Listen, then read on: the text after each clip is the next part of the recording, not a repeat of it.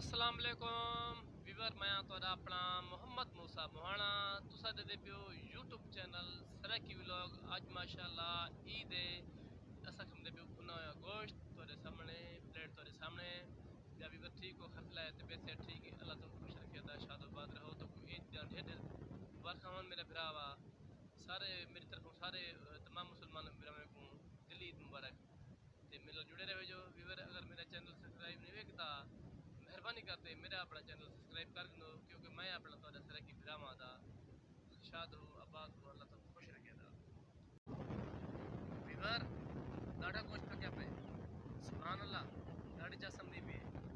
ये मेरे नाल बैठे मेरा पुत्र मोहम्मद यूनिस, बोला दिया मेरा पुत्र मेरे नाल बैठे मोहम्मद, ए निगड़ा मेरा पुत्र माशाल्लाह 2 साल दा, कोई बूढ़े खंदा पे गरीब लोग होती है के पीछे गोश्त नहीं के ईद दे खंदे पीछे